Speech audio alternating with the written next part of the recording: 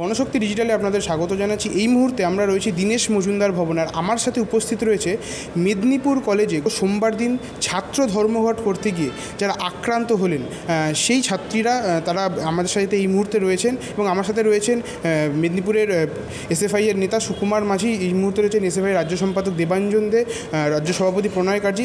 আমরা প্রথমেই জেনে নেব যারা ওই দিন আক্রান্ত হলেন, যারা সারাদিনের যে পরিস্থিতি কি হলো, পুরো ঘটনাক্রম আমরা জেনে নেব। আমরা প্রথমেই কথা বলার চেষ্টা করব। এখন তোমরা কেমন আছো? খুব একটা ভালো নেই, মোটামুটি ঠিক আছে। লড়াই তো করতে হবে, তার জন্য প্রস্তুত।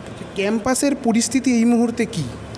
ক্যাম্পাসের পরিস্থিতি বলতে আজকেই আমাদের মেদিনীপুর কলেজে এই মুহূর্তে ছাত্রছাত্রীরা মিছিল করছে, ডেপুটেশন দিচ্ছে, আন্দোলন চলছে, এইরকম অবস্থা। তোমাকে প্রথম বলে রাখি, উনি হচ্ছেন সুচরিতা।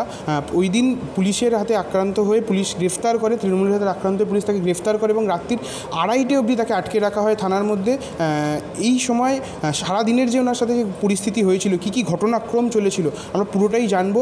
এর সাথেও রয়েছেন শাওলি রয়েছেন, তার সাথেও ওই দিন তৃণমূল আক্রমণ করে। আমি প্রথমে সুচরিতার কাছে জানতে চাইবো যে ওই দিন সকাল থেকে তোমরা ক্যাম্পাসে ছাত্র ধর্মঘট করতে গেলে তারপরের পরিস্থিতিগুলি কী হলো, কি ঘটনাক্রমটা একটু যদি বলো আমাদের। আচ্ছা, আমরা যখন সকালবেলা গিয়ে দেখি পুলিশের 50 জনের মতো একটা কর্মী বাহিনী আমাদের কলেজের মেন গেট আটকে দাঁড়িয়ে থাকে। আমরা যেহেতু কলেজের রানিং স্টুডেন্ট, সেক্ষেত্রে আমাদের ঢুকতে কোনো অসুবিধা হয়নি। আমরা কলেজের মধ্যে গিয়ে দেখি আমাদের ধর্মঘটে ডাক দিয়ে অনেক ক্লাসই অফ এবং কয়েকটা ক্লাস হচ্ছিল। সেক্ষেত্রে আমরা যখন গিয়ে ছাত্রছাত্রী এবং স্যারদেরকে বলি, স্যাররা কিছু ক্ষেত্রে আমাদেরকে সহযোগিতা করেন। তেনারা বলেন যে প্রেজেন্ট দিয়ে আমরা এই ক্লাসটা ছেড়ে দেব। এবং তারপরে আমরা দেখি যে ছাত্রছাত্রীরা স্বতঃস্ফূর্তভাবে ক্লাস বয়কট করে কলেজ ক্যাম্পাস থেকে বেরিয়ে যাচ্ছে এবং আমাদের ধর্মঘট সফল হচ্ছে। তার কয়েক ঘন্টার পর আমরা দেখতে পাই যে পুলিশের যে কর্মী বাহিনী কলেজের মধ্যে দাঁড়িয়েছিলেন, তারা কলেজে ক্যাম্পাসের থেকে সরে গেলেন এবং পরবর্তী ক্ষেত্রে টিএমসিপির বহিরাগত যে গুন্ডা বাহিনী আমাদের কলেজের মধ্যে হঠাৎ করেই ঢুকে পড়ে এবং হঠাৎ করে ঢুকে পড়ে আমাদের যে ফ্ল্যাগ, ফেস্টুন, পতাকা, ব্যানার সমস্তগুলো ছিল সেগুলো ছিঁড়তে শুরু করে। তার ফলে আমাদের যারা কর্মী ছিল, আমাদের বন্ধুবান্ধব, বাকি সবাই এবং তাদের সঙ্গে টিএমসিপি নেতাদের মধ্যে ঝামেলা শুরু হয়। ঝামেলা শুরু হতে হতে আমাদের বন্ধুদের সৌভিক, সুপ্রতিম, মনোদীপ তাদেরকে মারতে থাকে, মাটিতে ফেলে মারতে থাকে, মাথা ফাটিয়ে দেয় এবং আমাদের ছাত্রীরা যারা ছিল আঁখিকে গালে থাপ্পড় মারে এবং তার জামা টেনে ছিঁড়ে ফেলার চেষ্টা করা হয়। তারপর শিলতানি করার চেষ্টা করা হয়। শাওলিকে একই রকমভাবে সমস্ত ছেলে টিএমসিপি বহিরা গুন্ডারা আমাদের গায়ে হাত দেয়। আমিও সেই সময় ছিলাম, প্রতিবাদেই ছিলাম। আমাকে কলেজ ক্যাম্পাসের মধ্য থেকে টানতে টানতে নিয়ে যাওয়া হয়। যখন টিএমসিপির গুন্ডারা আমাকে পুরোপুরিভাবে নিয়ে যেতে পারছেন না, তখন বাইরে থেকে আমি শুনতে পাচ্ছি পুলিশরা যারা ছিলেন তারা নিজেরা বলছেন, ওখানকার অ্যাডিশনাল এসপি, মহিলা থানার ওসি এবং যারা আরও বাকিরা ছিলেন, তারা বলছেন যে ওকে বের করে আন, বাকিটা আমরা বুঝে নেব। এবং তারপরেও যখন আমাকে বের করতে পারছে না, তখন ওনাদের এক্সাইটমেন্ট ওনারা ধরে রাখতে পারেননি। ক্যাম্পাসের মধ্যে ওরা ঢুকে পড়েছেন। ওনারা ঢুকে আমাকে টানছেন, ওনারা আমাকে লাথি মারছেন, থাপ্পড় মারছেন এবং তার ফলে আমাকে টানতে একটা সময় আমাকে বের করে ফেলেছে এবং বের করে গাড়িতে তুলছে। তারপর তোলার সময় থেকেই আমাকে বিভিন্ন রকমের অরুচিকর মন্তব্য, অশ্রাব্য ভাষায় গালিগালাজ থেকে শুরু করে আমার গালে চড়, থাপ্পড়, কিল, ঘুষি সমস্ত কিছুটাই চলতে থাকে। এবং সেখানে নিয়ে যাওয়ার পর ওখানকার থানার মধ্যে যেই রুমগুলোতে সিসিটিভি নেই, ওই রুমগুলোতে নিয়ে যাওয়া হয় এবং ওখানেও একই রকমভাবে অকথ্য ভাষায় গালিগালাজ করতে থাকে। সেই সময় ওখানকার ওসি সাথী বারিক উনি উপস্থিত ছিলেন না। ওখানকারই একজন কনস্টেবলের ফোন থেকে স্পিকারে আমার সঙ্গে কথা বলেন এবং তিনিও বাজে ভাষায় গালিগালাজ করতে থাকেন এবং তারপর উনি করেন এবং উনি নির্দেশ দেন যে আমাকে স্পেশালভাবে ট্রিটমেন্ট করতে, আমার উপর যেন তেনারা বুঝে নেন যে কীভাবে তারা কী করবে। তারপর আমাকে মারধর করার পর হাজতে নিয়ে আসা হয়, রাখা হয়। তারপরে আবার নিয়ে যাওয়া হয়। যে তাদের মেরে আমাকে শান্তি হয়নি, তারা নিজেরাই বলছেন যে আপনারা নিজেরাও জানেন গত 22শে জানুয়ারি পশ্চিম মেদিনীপুর মেডিকেল কলেজ হাসপাতালে যে জাল স্যালাইন কাণ্ড হয়েছিল, তারই প্রতিবাদে যখন এসএফআই, ডিওয়াইএফআই, অ্যাডোয়া আমরা ডিএম অফিস অভিযান করেছিলাম, সেই সময় থেকে ওনারা নিজেরাই বলছেন যে ওনারা আমাকে টার্গেট করে রেখেছেন, ওনাদের ডিপার্টমেন্টে আমি মার্ক হয়ে আছি। তো ওনারা নিজের ইচ্ছে মতো খুশি মতো মনের খুশিতে আমার ওপর আজকে সুখ মিটিয়ে নেবেন। নিজেরা এই ধরনের মন্তব্য করছেন আর মারছেন, বুকে মেরেছেন, ওনার বুটের লাথি মেরেছেন, চড় থাপ্পড় তো মেরেইছেন, ঘাড় থেকে শুরু করে গোটা শরীরে ওনারা মারছেন আর রেখে দিয়ে যাচ্ছেন। তো এই রকম আমাকে তুলে নিয়ে যাওয়া হয়েছিল 9টা নাগাদ। আমাকে 4-5 বার দফায় দফায় এরকম করা হয়। আমার সঙ্গে আরও যে বাকি বান্ধবীরা ছিল তাদের সঙ্গেও একই জিনিস করা হয় এবং আমাদেরকে ছাড়া হয় রাত্রি 2:30টা নাগাদ। তার মধ্যিখানে আমার যে প্রাইমারি ট্রিটমেন্টটুকু করা হয়নি।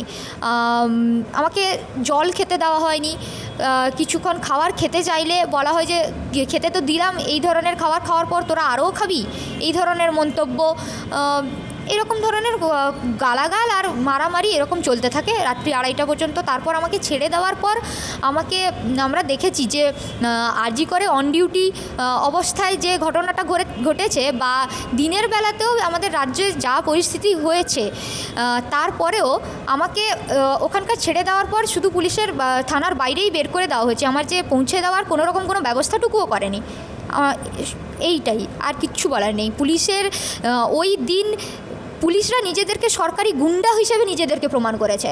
তারা যে বারবার তারা একই জিনিস প্রমাণ করছে যে তারা টিএমসির একটা পার্ট ছাড়া আর কিচ্ছু নয়। ওরা নিজেদেরকে, আমরা যেটা মনে করি সাধারণ মানুষ, সাধারণ ছাত্রছাত্রী সবাই যেটা মনে করে যে ওরা আমাদের রক্ষার জন্য আছে, ওনারা আমাদেরকে রক্ষা করবেন, সেটা একদমই নয়।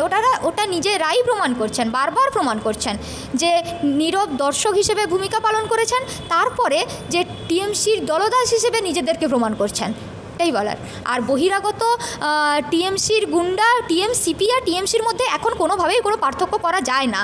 যে কেউই পড়াশোনার সঙ্গে যুক্ত নয়, ক্যাম্পাসের সামনে বসে থাকে, কাটমানি খায়, ছেড়খানি করে, মেয়েদের দেখলে টিটকারি করে, ভর্তির সময় ফিজ নেওয়া, এই রকম কাজবাজ থেকে শুরু করে সমস্ত রকম ওরা করে।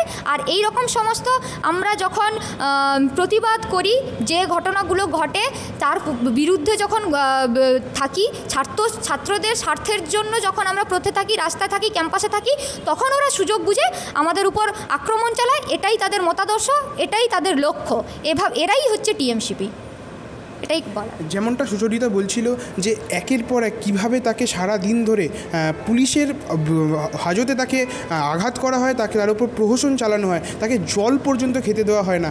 এই রকম পরিস্থিতি কিভাবে হতে পারে সেটা এখন দেখার। আর আমরা একটু কথা বলবো দেবাঞ্জনদার সাথে। দেবাঞ্জনদা, ওই দিন পুলিশ যখন গ্রেফতার করছে, পুলিশ কি গ্রেফতারের কোনো গ্রেফতারি নামা দেখাতে পেরেছিল? কোনো অ্যারেস্ট মেমো নেই, কোনো লিগাল কাগজপত্র নেই, ডিটেন করে রাখছে। এবার ডিটেন করে রাখারও কিছু নিয়ম আছে। 9টার সময় কাস্টডিতে নিয়ে রাত 2:30 অবধি ডিটেন করে রাখা যায় না এইভাবে। একজন ছাত্রী, তাকে ক্যাম্পাসের ভেতর থেকে তুলে নিয়ে চলে যাচ্ছে। বোঝা যাচ্ছে যে তৃণমূল আর পারছে না, তৃণমূল ক্লান্ত। এই ধরনের একজন ক্রিমিনাল ব্রাত্য বসু, সেই ব্রাত্য বসুর মতন একজন ক্রিমিনালকে রক্ষা করতে তৃণমূল অপারগ। সেই কারণে এখন পুলিশ নামিয়ে, আবার কিছু ক্ষেত্রে তো এখন এবিভিপিকেও নামাচ্ছে তৃণমূল ব্রাত্য বসুর মতন একজন ক্রিমিনালকে রক্ষা করবার জন্য। এই নানাভাবে এই ক্রিমিনালকে রক্ষা করবার একটা চেষ্টা করছে, কিন্তু পারবে না।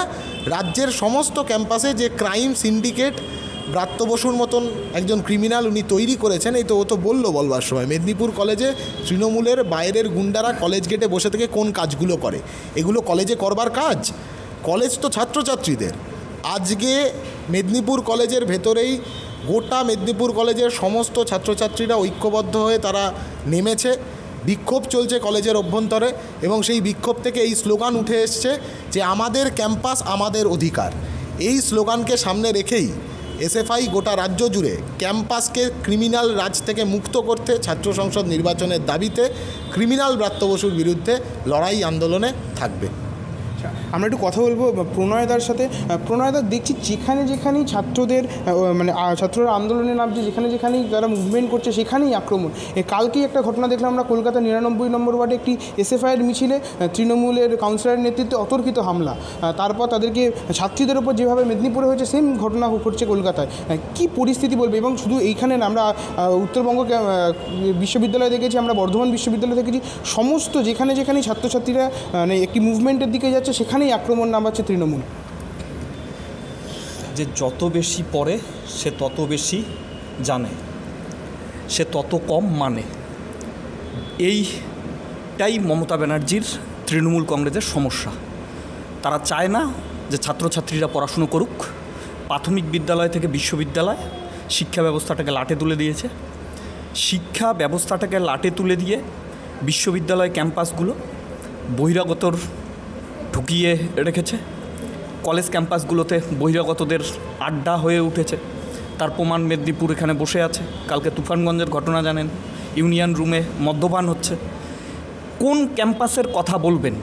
আর যে ক্যাম্পাসগুলোতে গণতান্ত্রিক পরিবেশ আছে, যেখানকার ছাত্রছাত্রীরা বলে যে নির্বাচন করুন, নির্বাচনের মাধ্যমে যদি লড়াই হবে, আপনারা জিতলে আপনারা বসবেন ক্ষমতায়, ছাত্র সংসদ পরিচালনা করবেন, আমরা জিতলে আমরা বসব। সেখানে কি হচ্ছে? এই কথাটা বলতে গিয়ে রাজ্যের শিক্ষামন্ত্রী গাড়ি চাপা দিয়ে দিচ্ছে। গোটা পশ্চিমবাংলার একদিকে যেমন শিক্ষামন্ত্রীর এই অবস্থা, তেমনইভাবে রাজ্যের পুলিশ প্রশাসন তৃণমূলের উর্দিধারী কর্মীতে পরিণত হয়েছে। পুলিশ প্রশাসন উত্তরবঙ্গ বিশ্ববিদ্যালয় হোক, বর্ধমান হোক, যাদবপুর হোক, একই চেহারা। তুফানগঞ্জ হোক, মেদিনীপুর হোক, একই অবস্থা। পুলিশ বাইরের থেকে মদত দিচ্ছে এই লাঠেরাল বাহিনীকে ভিতরে ঢুকানোর জন্য।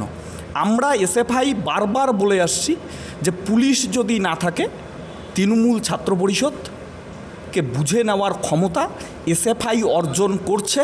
এবং অনেক দিন ধরেই আমরা এটা বলে আসছি। তৃণমূল কংগ্রেসের যারা শীর্ষ নেতৃত্ব তারা বুঝতে পারছে এই সময় ছাত্র সংসদ নির্বাচনটা হলে দিকে দিকে এসএফআই জয়যুক্ত হবে, তাই ভয় পেয়ে তারা নির্বাচনটা করছে না। আমরা মনে করছি যে এই সময়কালে বহিরাগত মুক্ত ক্যাম্পাস, দুষ্কৃতিমুক্ত ক্যাম্পাস এবং কলেজ নির্বাচন যদি ঘোষণা দেয়, তাহলে তো রেজাল্ট কী হবে বাংলার মানুষ দেখতে পারবে। কারণ হলো যাদবপুরে দুজনের উপর গাড়ি চাপা দিয়েছে, গোটা বাংলার ছাত্র সমাজ এক হয়ে গেছে। মেদিনীপুরে ওদের 4 জন 5 জন 7 জনের উপর তৃণমূলের বহিরাগত বাহিনী পুলিশি নির্যাতন হয়েছে। আজকে মেদিনীপুর কলেজে শয়ে শয়ে ছাত্রছাত্রীরা ঐক্যবদ্ধ হয়েছে। এটাই বাংলার ছাত্র সমাজের টেম্পার, মেজাজ। তারা জানে কিভাবে প্রতিরোধ গড়ে তুলতে হয়।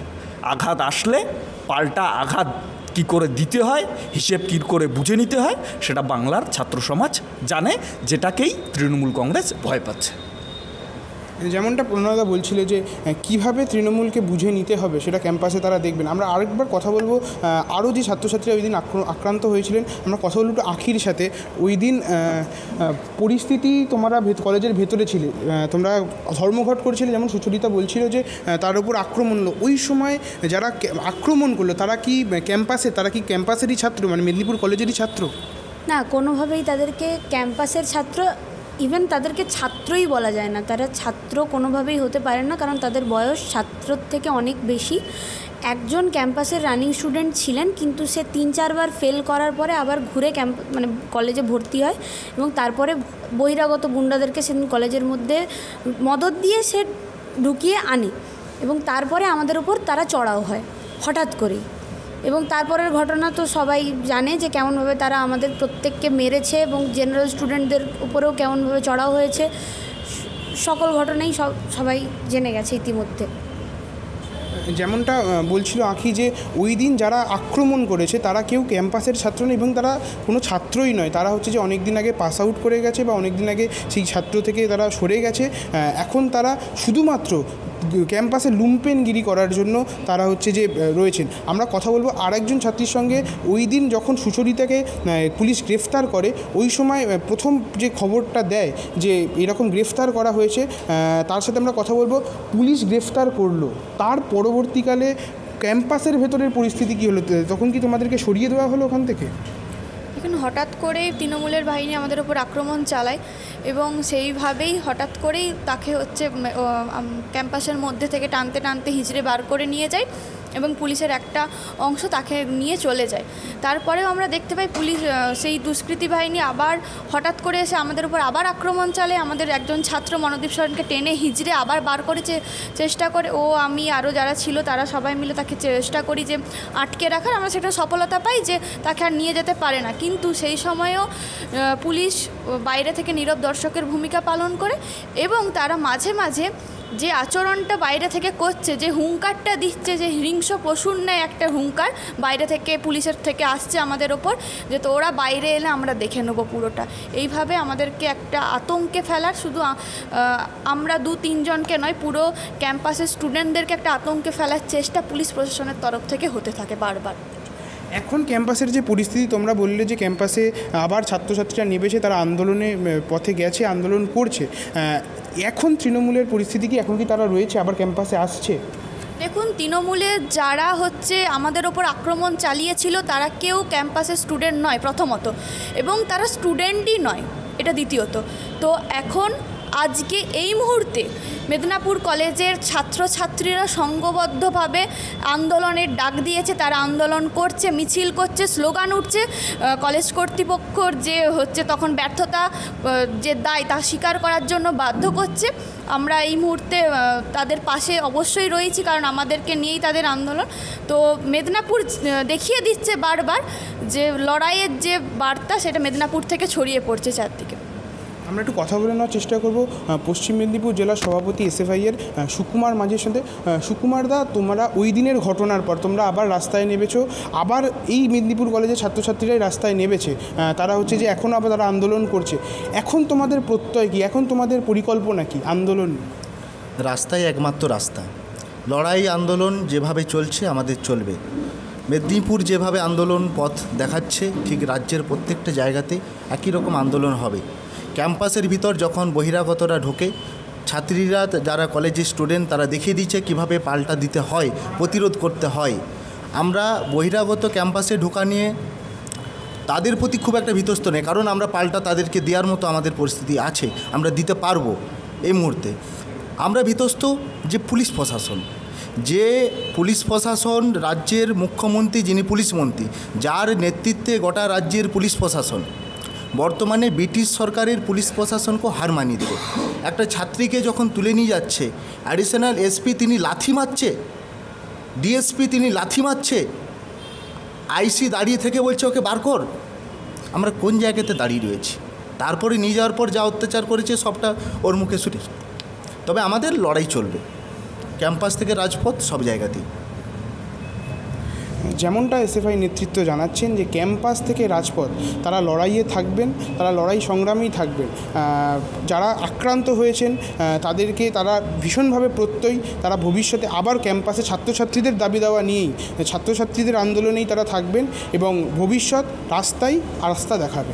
এই ভিডিওটিকে লাইক করুন, আপনার গুরুত্বপূর্ণ মতামত কমেন্টের মাধ্যমে আমাদের জানান এবং আমাদের চ্যানেলের ভিডিও সবার আগে দেখার জন্য ইউটিউবে গণশক্তিকে সাবস্ক্রাইব করুন, ফেসবুকে ফলো করুন এবং শেয়ার করুন আপনার পরিচিতদের মধ্যে।